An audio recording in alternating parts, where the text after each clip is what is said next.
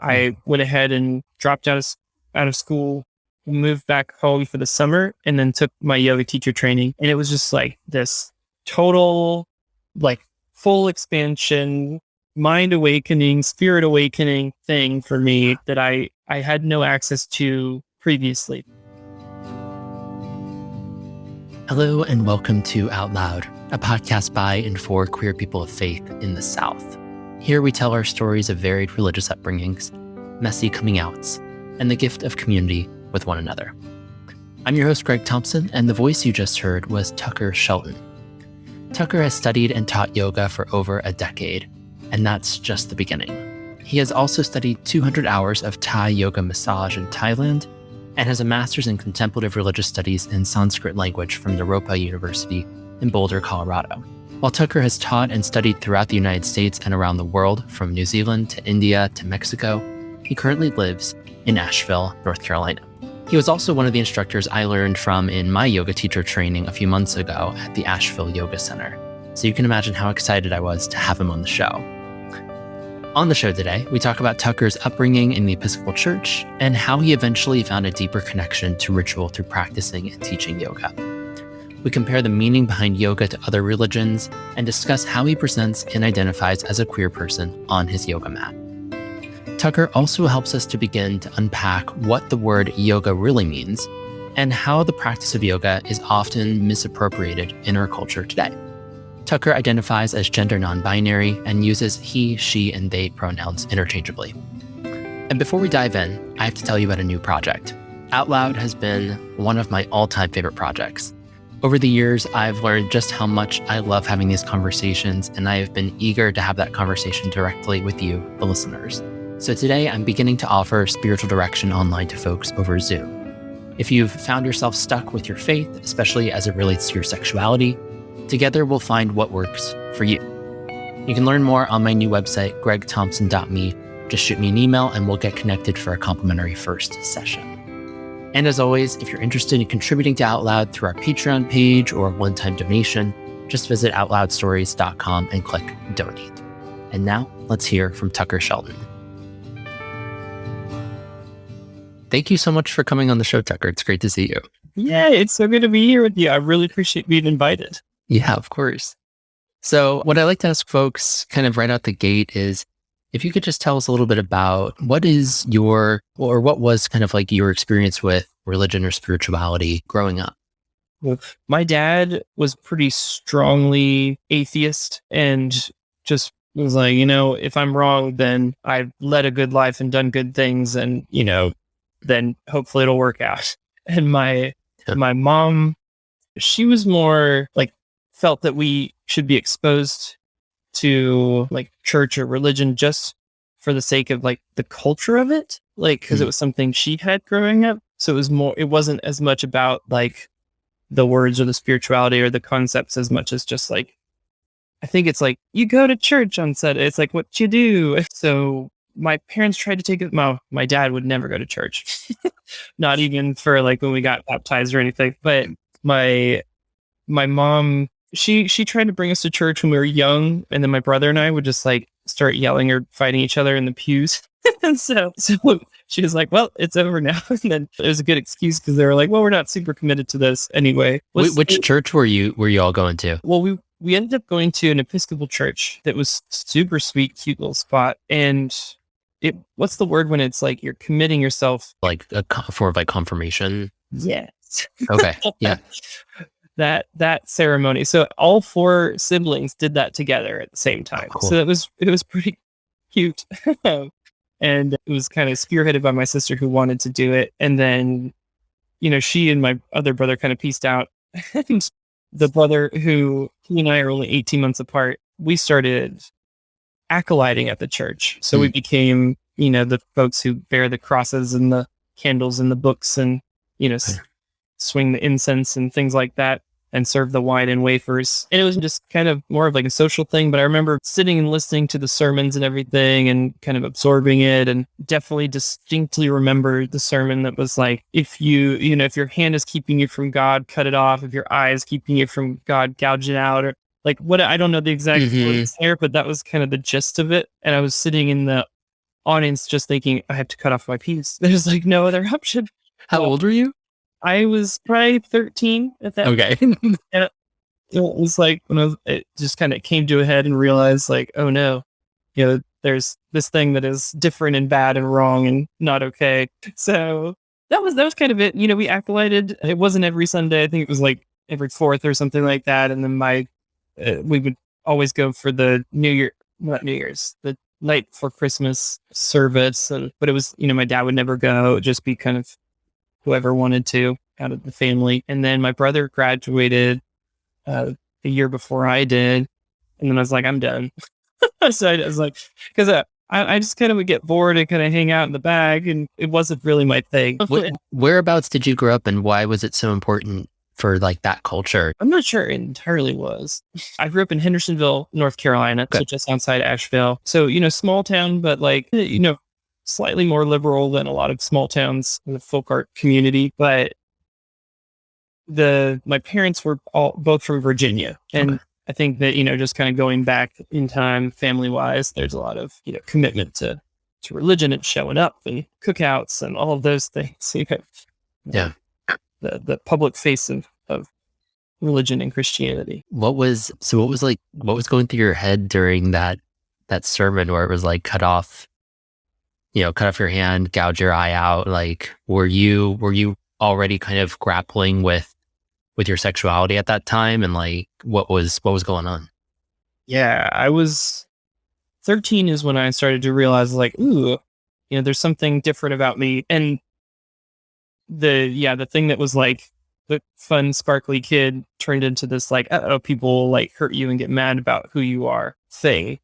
Yeah. And just realizing, I mean, at that time I was like, I'd never kissed anybody and all this stuff. And I was like, well, whoever I kiss first, that's what I'll be. If I kiss a girl, I'll be straight. Or if I kiss a boy, I'll be gay.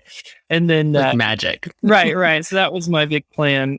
Didn't quite work out that way. But at the time when I was feeling and thinking that is when I was sitting there in that sermon and just being like, you're going to go to hell. And this is how it works. And yeah, it's so bizarre to look back on that now.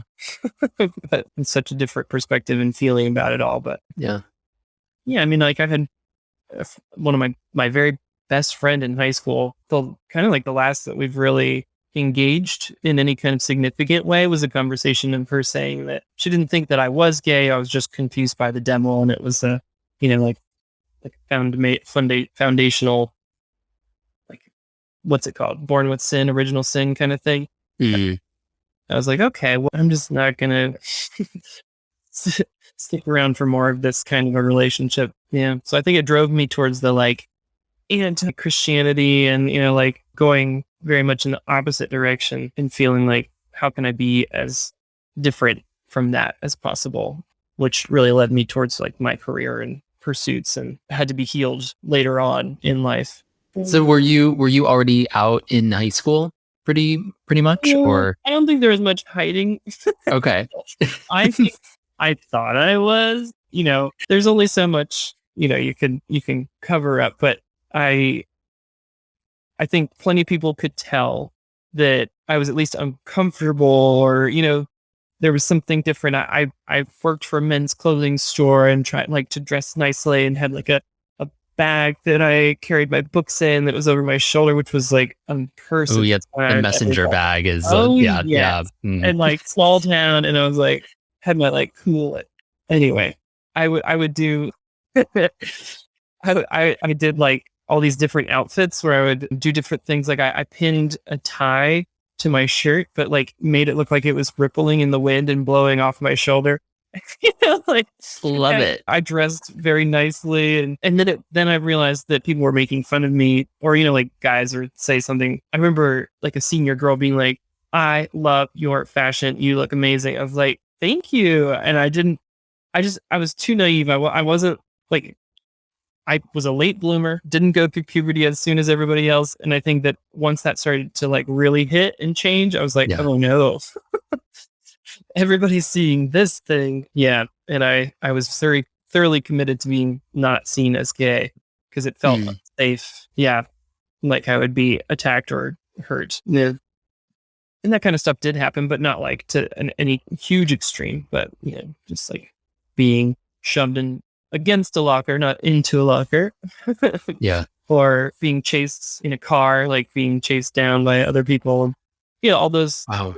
fun Southern small town experiences, but could have been a lot worse. And I also just regret so much of it because I'm like, if I had just been like, fuck y'all, like here I am, that would have been a very, very different experience. But yeah, it was just the environment of the day. And now I'm so excited to look at, what's happening today and how kids can come out so early and have all this support, or, it's not perfect for anybody, but it's definitely so different. And that's really exciting to me. And even the school that I went to, they had no support system whatsoever.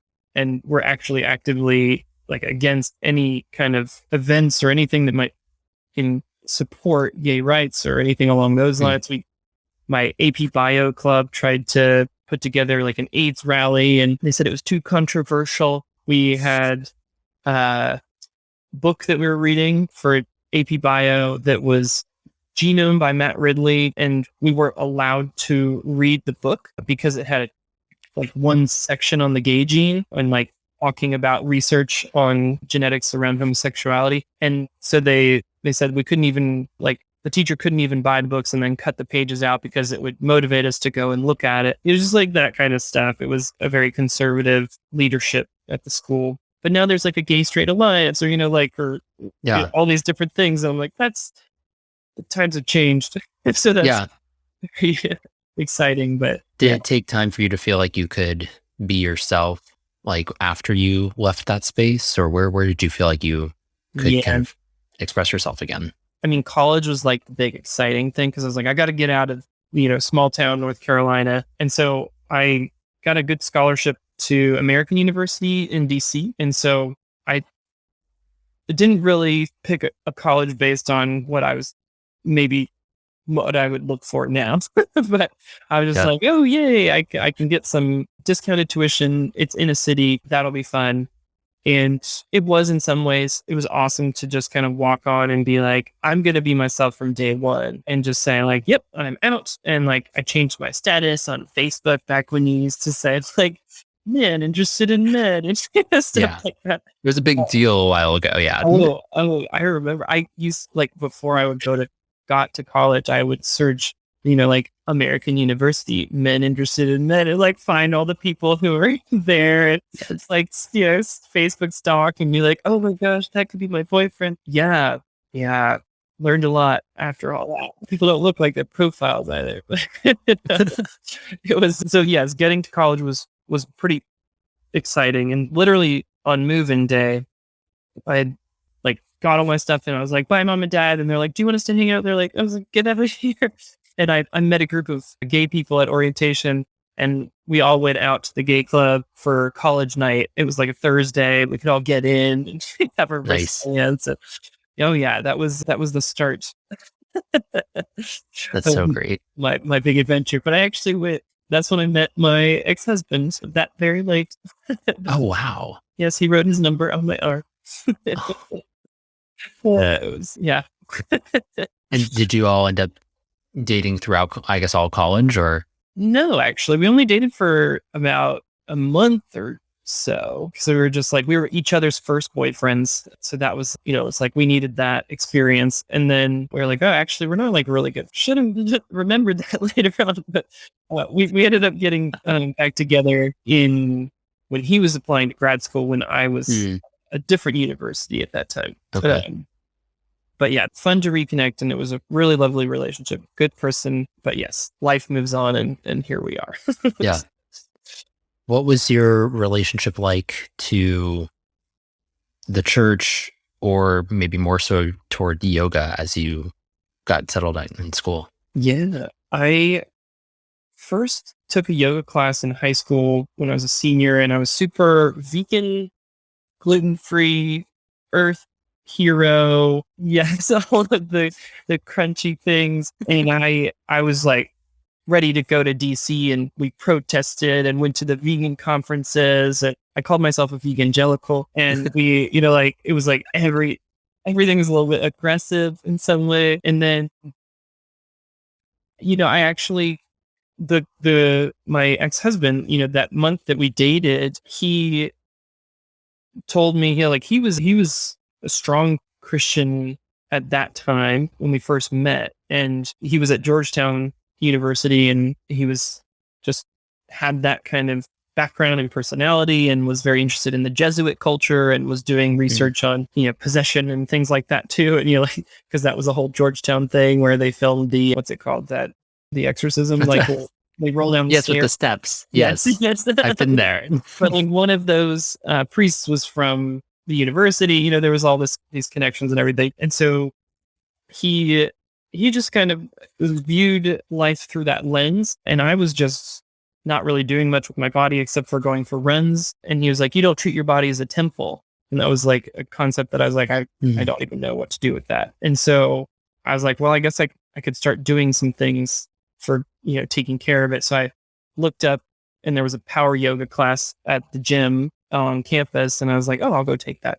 And so I signed up and fell in love with it. And then I just was going all the time to those classes. And then that teacher and I became friends. And she and I would go from that class over to the hot yoga studio where they would play the harmonium and do chanting. And I was like, what is this? Yeah. It's magic. And I was getting all these, wild reactions in my body, and all, this exposure to something so exciting and brand new to me at the time. And then I would get a kombucha with her at Whole Foods, and then I'd leave her and go to the Ashtanga studio and do the primary series. And I was just like, couldn't get enough. And I was also just not enjoying school. And so I decided to take a gap year. And so I went ahead and dropped out of school, moved back home for the summer, and then took my yoga teacher training. And it was just like this total, like full expansion, mind awakening, spirit awakening thing for me that I had no access to previously through, the religion and everything that I was exposed to. It just was kind of boring, like it wasn't embodied. And, the thing that yoga gave me, which was, that like endorphin rush and the excitement, and then the like community and the chanting and all of this. And so, yeah, it just really captured me in so many ways. And then I finished that training, moved to New Zealand for a year, and was studying natural medicine. So homeopathy, and also was teaching and studying yoga there, and started doing Ashtanga yoga, Mysore style, and really getting heavy into the Ashtanga practice, and the chanting, and all of that was really exciting to me. Yeah. So then when I came back to go back to school again, I went to a different university, University of Virginia in Charlottesville. And that's when I ended up reconnecting with my ex. And he actually came down to visit because he was applying to law school there, and he brought marijuana. And it was, he took I taught him yoga. I taught him some like breathing and chanting. It was just this like mind blowing thing for him. And then he gave me marijuana, and I was like, what? So it was two mind blowing things at one time. Right. So there was that initiated a period of about 4 years of haze and spirituality mixed together, and just this like deep dive into all things new age, religion, and crystals and incense and chanting and singing bowls and sound healing and yoga, meditation, but like pulling from all these, very like largely culturally appropriated sources that are all just like smashed together and made into this new thing. Yeah, chakras, all of those. That's when I really got heavy into energy body work and Reiki, and I studied practices and like shamanism, and doing journeys into the lower realms, the upper realms, spiritual healing, removal of harmful intrusions, soul retrieval work. So those were super important to me, and everything in my life became about ritual, ceremony, and the sacred. And everything was viewed through that lens, where it's like how energy works in a space and how to manipulate or work with it within myself and within my environment. So that was a whole change for my life for many years. And that's when my ex, who was in law school, was like, I can't do this anymore. Like I've got to focus on yoga and spirituality and these other things. Plus I can't smoke weed as much in law school. And so he decided to drop out and then we moved to Boulder. We got married and we moved to Boulder, Colorado, and ended up enrolling at Naropa University, which is a Buddhist founded university that's a contemplative education format. So it's lots of meditation in every class. You're working with professors who've been practicing those religions for like 20 plus years. You actually go to temple or you do the practices, not just studying them from the armchair and talking about them, but actually engaging and diving in. And that was totally mind-blowing and super special. That really opened up my eyes to the depths of everything that's out there, rather than this kind of shallow, like fun, feel-good spirituality thing that I've been engaging in that was maybe slightly problematic now that we look back at it. And that, I had a really incredible experience there, but it was super transformative. And that also involved the two of us transforming into new ways of being and not wanting to be together anymore. So we got a divorce, and then I moved back home. I graduated from my program. I moved back home and then started teaching back in this area. And so that was about 6 years ago now. Yeah, the words you used sounded so much like church in some ways, of like ritual, ceremony, tapping in with the sacred. Like, how has yoga and like and all these different avenues that you've gone down, or perhaps just in that period, like how did that feel like church for you in a way, or maybe church realized maybe for the first time? Yeah. Well, I think the best way to answer that is to talk about an experience I had in grad school, where after all these years of pursuing, New Age spirituality and studying all across the board with different religions, I was taking a class that required us to go back to the church we grew up in, like in terms of like, just I had to find an Episcopalian church out in Boulder. And I remember going to the service and just being like washed in a totally different way than I ever was when I was a kid.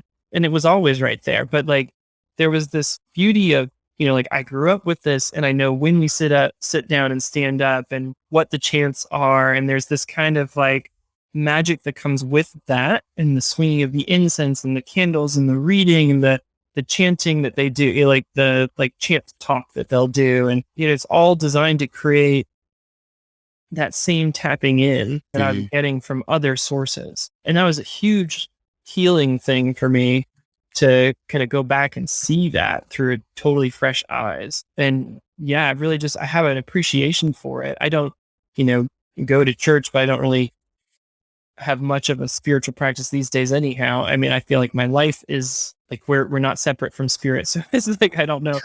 At this point, I'm not necessarily focusing on very specific spiritual practices as much as just acknowledging that life is part of one great web. Yeah. I had a spiritual director one time say, when you practice prayer enough, like you don't really realize you're praying anymore. Like it can kind of be something that's just so naturally a part of who you are, whatever the spiritual practice is, really, in my opinion. Like you can kind of you just embody that.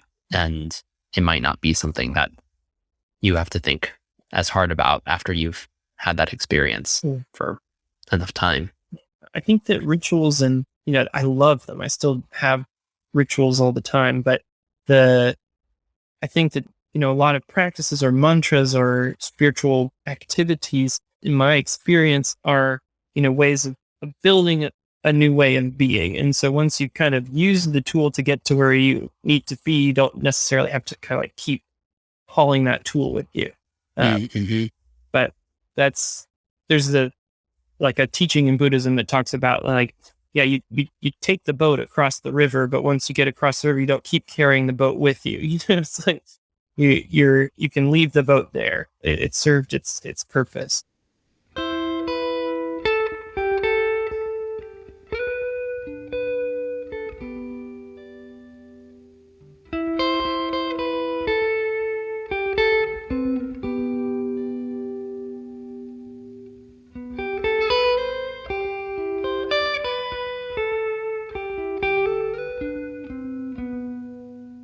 How do you find that yoga is like a place for your queerness now or throughout your kind of journey so far? Like, do you find that it's celebrated and welcomed?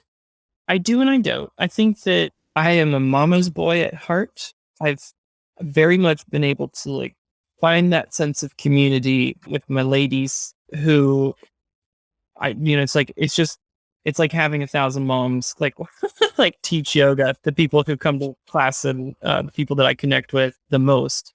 And yeah, I guess part of the whole yoga thing was like, it's like punk rock, like it's like counterculture. It's like you can be whatever and you can really, like it's not necessarily a space that's traditionally in the West seen as open to like straight men. There's a lot of resistance there, or like there's a feminization of the perspective of yoga because it's got such an appeal largely to, folks who identify as female and show up to those classes. So I think that, there was a sense of safety in that already. It's largely, like a very liberal space. It's largely folks who are, against their Christian upbringing or, like who are like, doing something in resistance to that. Or I think that there was so much of that energy in the spaces that I felt like, yes, I can show up, I can have my tattoos, I can be artistic and different and, bring forth all these different parts of me that I don't feel comfortable having out all the time in the world. I can remember seeing like a teacher who was like genderqueer and being like, that's okay, you can do that, I don't know, like they had like painted nails and long hair and, like wore women's clothes. And I was like, what? I don't know how to feel right now. It was like, I still was not able to like bring all of that forth that was in me in a lot of ways. And have you been able to find that, you think? I think it's there if I wanted it, but I'm not sure I do anymore. I think I just like to show up and be like, hey, this is who I am. And that feels like enough, rather than back in the day, like I really felt like I needed to exaggerate everything. Yeah. Or hide it. It's like, it was kind of one of those two options. Yeah. It's like the difference between being like the queer yoga instructor and the yoga instructor who happens to be queer. Yes. That. That. Yeah. I mean, I used to also be very like gender questioning and I was debating if I was trans and was going to gender groups and was dressing as a woman and presenting that way and doing drag all the time. And, that felt really good when I was out in Boulder, and when I was in that relationship. And then as soon as I, kind of got through that, I came back and was like, I haven't done it since. I was like, I didn't need it. It was kind of over. It's not like I'm saying that's anybody else's experience, but that was mine. And it just felt like I was like, I needed to exaggerate that side to meet the moment of where I was in my life. But yeah, I mean, that's a side topic. I felt like, I'm curious though, do you feel like that community kind of brought out that side of you, and then moving back to North Carolina, it brought out a different part of you? I think for sure, because it was also about what I felt safe to do, out there. It's like nobody knew me really, Yeah. It's like, it was like a new place, new me kind of thing. And, I could show up. It's like going to college and the first day being like, I'm here and I'm queer and, I'm going to establish this new identity. And then coming back home, like, oh, well, this is the South and, this is North Carolina and Hendersonville. And I know these people who are not great who live here might not appreciate, the way that I've been. So yeah, I kind of like squandered some of that. I'm not sure if that was the reason that it didn't come back around later, or because now I just feel like I don't need it anymore. Like back then it felt like I needed it. And I'm a strong believer in this like balance of energies and, something that's easy to describe as yin and yang, or, these kind of complementary energies. But in that relationship and in that place where I was, I needed to increase my yin and kind of be this kind of like exaggerated version. of like the feminine experience that I had inside. And then coming back, I've actually gone into this weird, like more masculine expression that just felt very bizarre to me at first. Like I remember teaching yoga classes and people being like, assuming that I was straight, like everybody did. And I was like, this is so weird. Like nobody does that. Like, why would they think this? And like, just like processing it with new friends that I was meeting while I was here. And they're like, oh yeah, we thought you were. And I was like, how? It's so obvious that like right off the bat, like, is this just like Southern blindness to queer identity or something? I was not clear on it. But then, like I had started dating my partner who was just like, there is no denying when he walks in the room.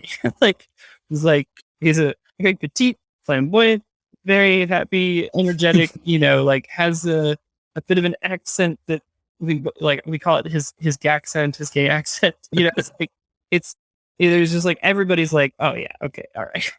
Yeah, because they're used to like certain stereotypes. Exactly. Yeah.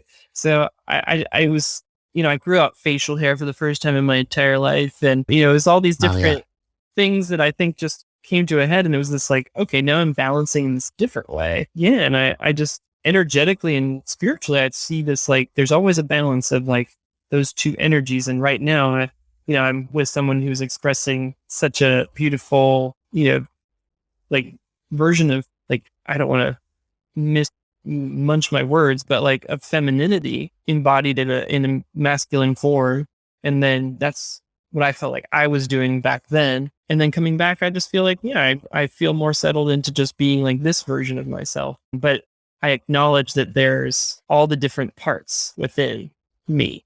And so that's why I identify still as gender non-binary, because I feel that there is, Shiva and Shakti, and there is yin and yang, and there's, like masculine and feminine. And I've seen that very firsthand where I'm like, oh yeah, I've been there and I feel that and I still identify with that. And I'm also here and see this whole other perspective. So I have no idea where my life is going to take me in the future, but right now, it's like, this is the current state. Yeah. Yeah. Well, it sounds a lot like, I mean, that we've heard many different definitions of yoga, and I learned that through the training at Asheville Yoga Center. But what you're describing to me sounds like yoga. It sounds like this unity of body and mind and this balance you're talking about. It just sounds like that to me. I think that in yoga, it's like you go from one extreme to the other extreme, and you're kind of like swinging a pendulum, and then eventually you kind of find like, oh, that's the middle. And I think that was kind of what I was needing to come to, is like, oh, I know that I can go either of these directions, and I also feel very good right here, like centered in this spot for now. Yeah.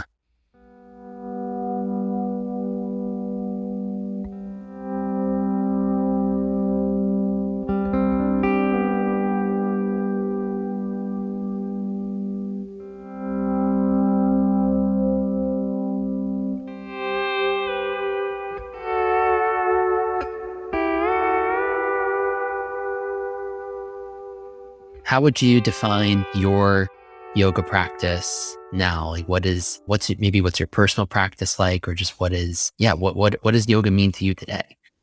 My personal practice right now is just I wake up in the morning and I do asana practice, which is just physical postures. But those physical postures and the way that they're practiced and pieced together develops a meditative state. So it is about cultivating a mindset that then influences how you see the rest of your day and world and relationships.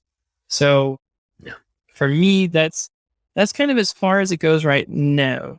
And then the integrated ritual is still underneath of everything. And all the things I've studied and practiced in the past are like a part of me, and they influence how I see the world around me. So yeah, I guess that's the current state of where I am. But if you're asking me that whole other big question of what is yoga, I literally wrote like a 30-something page paper on that. So that was me scratching the surface. But it is, we could go the easy route and just say yoga is union. That's what it translates to. And it has always been about transcending transcendence of the ego and kind of moving beyond this I, me, my stuck sense of self. And that is a many life's long journey. Yeah. So I think I'm just in a phase of it right now. Yeah. That sense of feeling connected with other people and knowing that like your actions impact other people's actions from the biggest to the smallest things we do that's something that comes up in yoga and comes up in other religious practices too. So it's clearly important to all of us in some way that like our actions matter and how we care for other people. Yes. I mean, there's so many commonalities between all the different cores of religious traditions. And that was my motivation going into religious studies, was to be like, what's the thread or commonality between these different things? And, if you really look at all the different scriptures and original texts, it's all the same messages. It's like, love thy neighbor and be good to each other. And, Muhammad's version of that was, one tribe. We're all one tribe. We're not these separate tribes. We're all part of one tribe, and we have to take care of each other and take care of the destitute and the prostitute and the outcast. And, it's so funny that it's like the same thing happens every time, where there's like a being has an awakened experience and sees things clearly, and then people are drawn to them and want to learn from them, and they start copying all the practices and things that they do, but then they turn it into like, it must be this way, and it was only this thing. And, after that person dies, then everybody starts to write it down, but sometimes not even for 100 years after their death. And then it's like, no, they said this, no, they said that. Oh, but politically, if we said that they said this, then it could, like that's Right. us. And there's all these things that end up perpetuating out into, like fast forward a hundreds of years, and you've got these, intense religious wars and different sects that have splintered and said, this is the right one, or this is the right one. And, it's just this funny thing, because at the heart of it, the message is like, love each other, like be good to each other, y'all. Like this is about nonviolence and connection and love, not about separation and division and anger and aggression. Yeah. We're all just trying to get back to some kind of experience that was meaningful then, or is maybe meaningful in a different way now. Yeah. I'm starting to teach some classes, and so I'm starting to see that there's a difference between practicing yoga for yourself and really teaching it for other people. How has your experience been as a teacher? Like, what do you love about teaching yoga, and maybe what's been challenging about teaching yoga too? Kind of stepping into that space. That has all evolved along with this journey, because I've been teaching now for 14 years. Yeah. And it's all gone in those waves of chakras and meditation and pranayama and excitement and spirituality and these wild things, and wanting to share that with people. And that's been really exciting. But then now I'm in this new phase of like looking at cultural appropriation and learning, all these ways in which we've wronged the home source of these practices and totally gotten it wrong, or like made it up or turned it into something new and self-serving and privileged. So yeah, I'm right now very much in that place where I feel a big struggle right now with internally with knowing what to do now. Because like I love all of it, and I still see so much beauty in all the things that I got wrong or that I perceive as being like less educated back in the day. I still love all of those practices and still connect with them emotionally, but I do no longer feel okay sharing them or teaching them. So yeah, I think that I've always loved teaching, because it's been about sharing something so fundamental to like who we are, that like as soon as people just stop and feel and check in, and they're like, it changes their lives, Yeah. We're so apart from that these days, and always have. I mean, like that's why Yale was invented thousands of years ago, but that is super cool. From day one, I remember when I was teaching, and somebody would pull me aside and say, like, listen to me very clearly. I was like, okay, like, you have to do this with your life, and you have to do this for the rest of your life. Like, this is what you're here to do. And I was like, okay. And so there's like, and I've gotten that message all along the road since day one. And so I know that this is something I'm here for, but I know I'm evolving right now and feel very confused about what's next and what's the path of least violence and greatest help to myself and to others. So there is this struggle, this like dichotomy of like the excitement, the love of it, the joy of sharing it, but then also this like utter sadness of like having anything that I've done hurting or perpetuating an experience of suffering for others. So that's something that's heavy in my head these days. Yeah.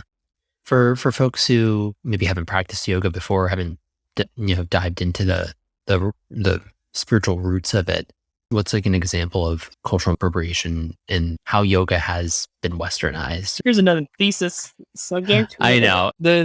I would say the biggest one that's popping into my head in this moment is the misconstruing of asana, a physical practice. Like yoga is a physical practice. It's about flexibility. It's about strength. It's about these shapes. It's about doing this stuff with your body. It's about, skinny, white, flexible girls who are young and pretty doing these bendy things. And that is standing out to me right now as like the biggest, damaging message, because truly yoga is for every single person. It's like, it's never been about like separating it. Yoga is about connecting back to our original nature and the things that are underneath of all the confusion that we have because we're living in these societies that are separate from nature. But there's been a lot of damage in yoga world that has gone unchecked for a long time around this physical practice and not acknowledging that there is so much more to it. It's a whole rich religious tradition that's thousands of years old. There's generations and generations and generations within families that have passed these practices down, who have been oppressed and marginalized and, colonized for, over half a century over half a millennia, and have had, just inconceivable effects from that, like the devastation of an economy and of a whole people, and being taught that, their ways are dirty or wrong or bad. But then it comes to the West and is suddenly like exciting and this like cool new thing. And like, like we're going to go do our yoga and get our smoothie and feel good about ourselves and wear our malas, and feel like we're cool and spiritual. And it's very damaging. Have you, has it called your own practice into question or how you teach into question at all? Yes. I've definitely had to check a lot of things. One of the things I've realized through all of this is going to sound maybe out of the blue, is that there's so much white supremacy in like wellness culture and this like privileging of like this is only for white people, or, like these messages of like anti-science that come in with yoga. That's like all about natural medicine and healing and all these things, which I think are beautiful, but also can definitely misguide folks. And I definitely have been part of that. I've really like ridden that line and pushed that agenda and been like, I'm like against medicine and vaccination and, like all of these other things for so long. And now started like, I still want to do things in a quote more natural way, but even that more natural focus is this like thing based in a white supremacist lens, which is so weird to say out loud because, it's like, I don't feel that that's who I am or what I do, but that's also like the soup in which I was, cooked. It's the water you're swimming in. Yeah. Exactly. Yep. I am now like starting to listen to myself when I speak and teach and be like, oh, I've been saying that little fact for that little statistic or that little, comment for 14 years because somebody said it to me one time. But like, where's that coming from? Like, where is that based in? And I was teaching all this stuff on the chakras and doing retreats and, immersions and trainings on them.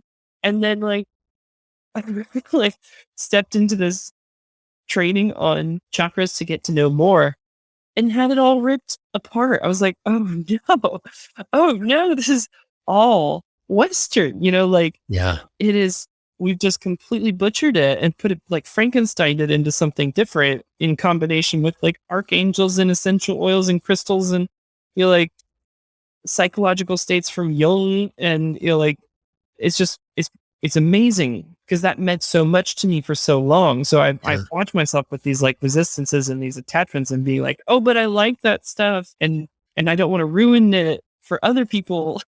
But at the same time, now I'm just like, well, now that the veil's pulled back, I can't just be like going to keep on teaching that and sharing that, Yeah. The way I present it has to change and evolve. And same with like hands-on assists and stuff like that, Yeah.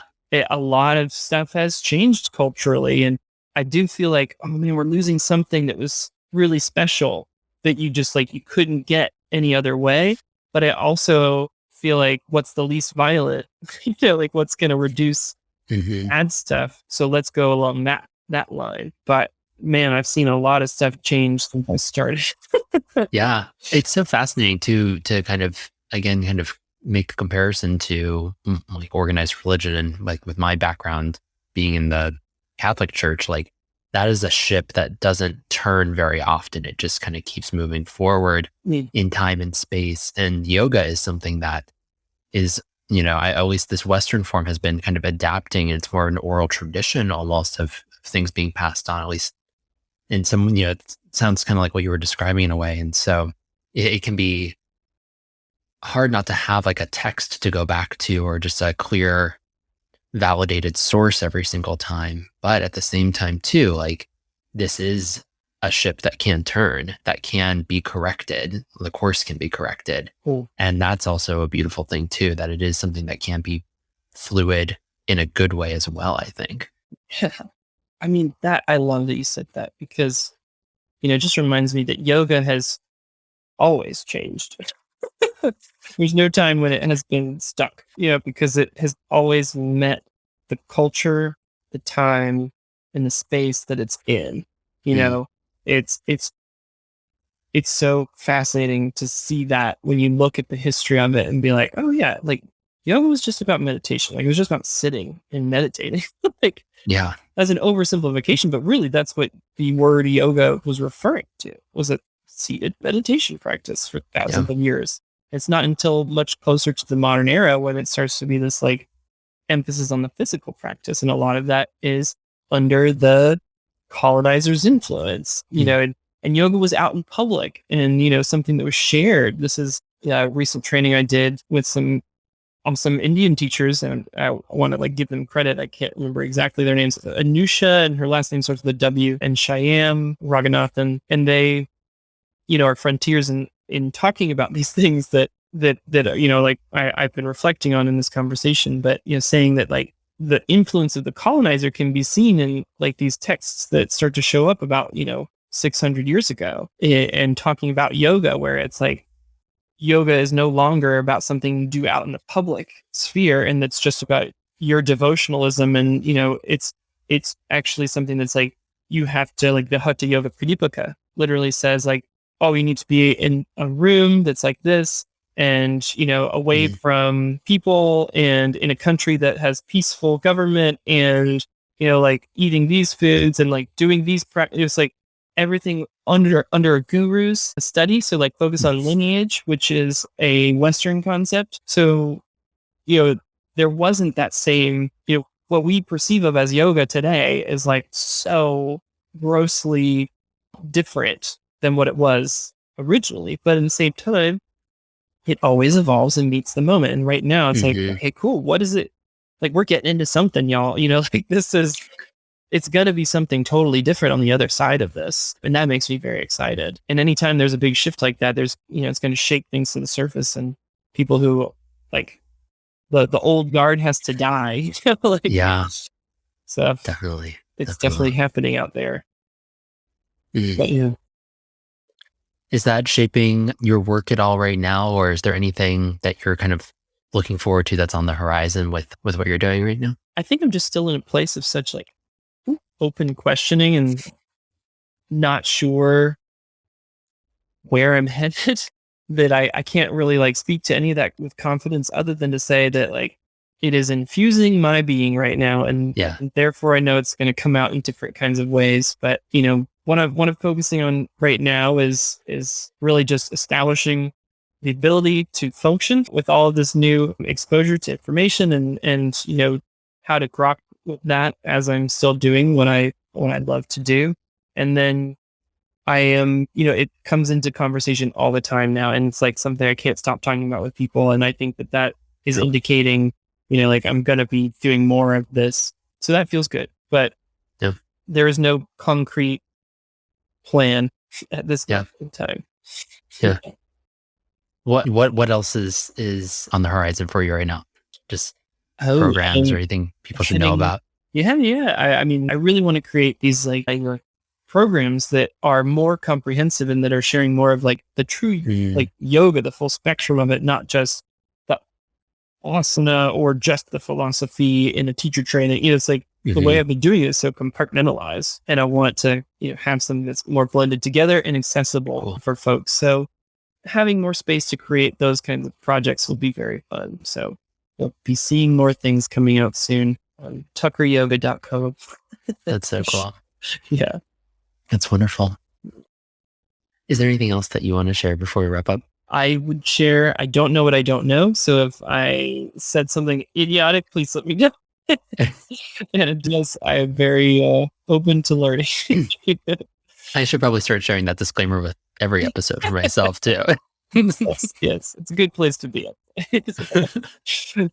Awesome. Well, thank you so much for your time. Thanks for coming on the show. Oh yeah, I so appreciate it. It's been really fun to get to chat with you and catch up. So thank you for this. If you'd like to learn more about Tucker Shelton, you can find him online at tuckeryoga.com and on Instagram at tucker_yoga. We talked a lot about yoga in this episode, so if you find yourself asking questions about yoga, I've included a few resources in the show notes that you can check out.